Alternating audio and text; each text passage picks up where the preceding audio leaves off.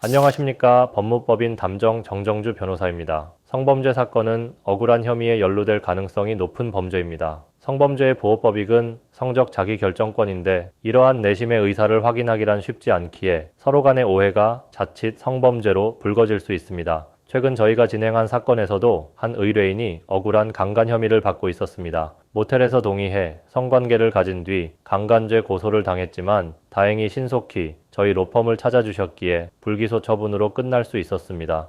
의뢰인 김씨, 가명은 고소인인 여성이씨, 가명과 이미 아는 사이였습니다. 서로에게 호감을 느끼고 어려번의 카카오톡 대화를 주고받은 둘은 어느 날 안양의 한 번화가에서 만남을 가지게 되었습니다. 이후 영화를 보게 된 두 사람은 영화관을 보면서 은밀한 스킨십을 나누게 되었습니다. 이후 김 씨는 여성 이 씨에게 모텔로 자리를 옮기자고 설득했지만 이 씨는 집에 가겠다고 말했습니다. 하지만 김 씨의 계속되는 설득에 두 사람의 카카오톡 대화창을 나가는 조건으로 이 씨는 모텔에 같이 들어가게 되었습니다. 이후 두 사람은 성관계를 가지게 되었고 숙박 시간이 끝난 뒤 김 씨는 이 씨를 배웅하고 회사로 출근하게 되었습니다. 며칠 뒤 김 씨는 갑자기 경찰서로부터 연락을 받게 되었습니다. 여성 이 씨를 간음한 혐의를 받게 된 것입니다. 그리고 고소인은 여성 이 씨였습니다. 서로 합의해 이루어진 성관계라 생각했던 김 씨는 억울한 마음이 컸지만 감정적인 대응을 펼치는 것은 되려 상황을 악화시킬 것이라 생각했습니다.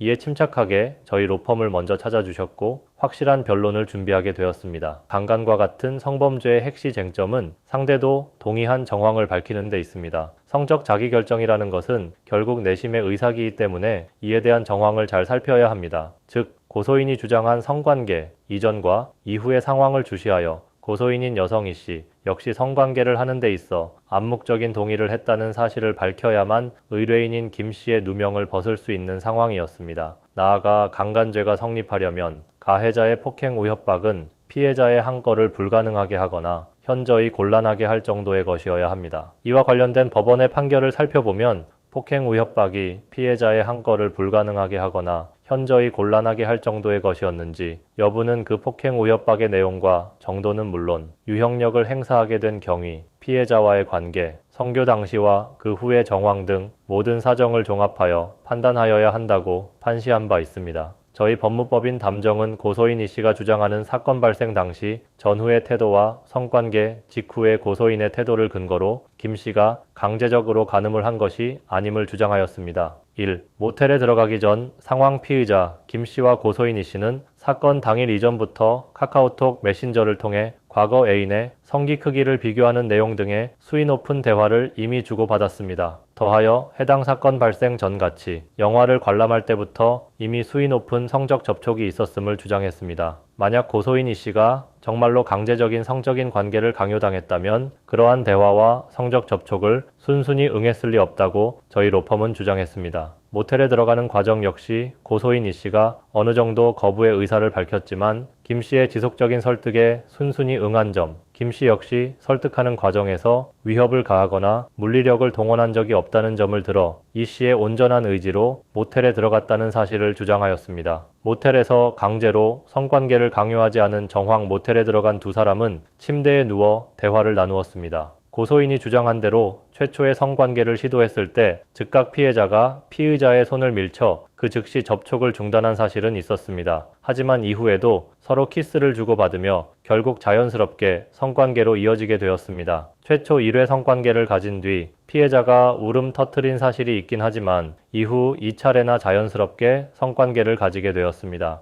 이러한 정황을 비추어 볼 때 피해자는 적극적으로 거부 의사를 표시한 적이 없으며 오히려 피해자인 여성 이 씨가 피의자인 김 씨의 머리를 쓰다듬은 사실도 있었습니다. 세. 성관계를 가지고 난 이후의 정황. 만약 고소인이 주장한 대로 폭행 및 협박에 의해 간음을 당했다면 피해자는 성관계를 당한 그 즉시 모텔을 나가거나 고소를 하는 등의 행동을 취했을 것입니다. 허나 피해자는 그러한 기색 없이 화장대에서 화장을 고쳤고 모텔도 두 사람이 함께 걸어 나왔습니다. 4. 고소인의 주장에 대한 반박. 두 사람은 헤어진 뒤에 카카오톡 주고받았는데 여기서 피의자가 우리 계속 만날 수는 없겠지 라고 메시지를 보내자 피해자는 오빠가 강압적으로 하려고 한 때부터요 라는 취지로 답장을 했고 피의자도 그때부터 라고 자신의 잘못을 시인하는 듯한 메시지를 보낸 바 있습니다. 피해자 여성 이 씨는 이러한 문자 대화를 근거로 피의자 김 씨 스스로도 강압적으로 성관계를 밀어붙인 사실을 인정한 것이라 주장하고 있었습니다. 하지만 저희는 이 대화에서 말하는 강압적이라는 표현은 성관계 때의 이야기가 아닌 모텔로 들어가기 전 1시간 동안 설득하는 과정에서 피해자를 붙잡은 행동에 대한 것임을 주장하였습니다. 나아가 당시 피의자가 피해자를 붙잡은 것은 맞지만 피해자가 완고한 태도를 보이자 곧장 손을 놓았고 피해자가 마음만 먹으로 그대로 자리를 떠날 수 있었던 정황,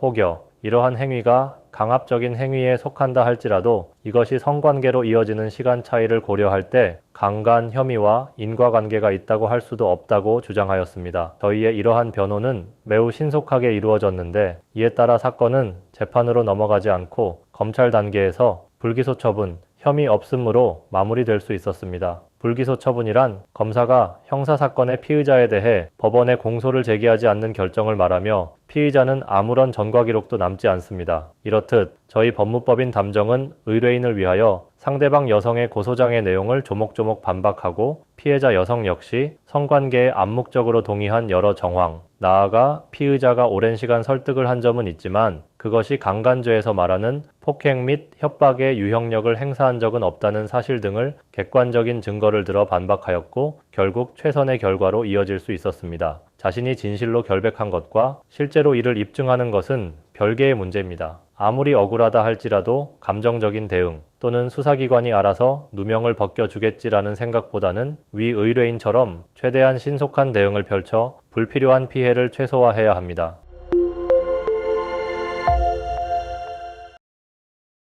만약 이와 비슷한 문제로 어려움에 처해 계신다면 저희 법무법인 담정의 도움을 받아보실 것을 적극 추천드립니다. 올바르고 치밀하게 지금까지 법무법인 담정 정정주 변호사였습니다.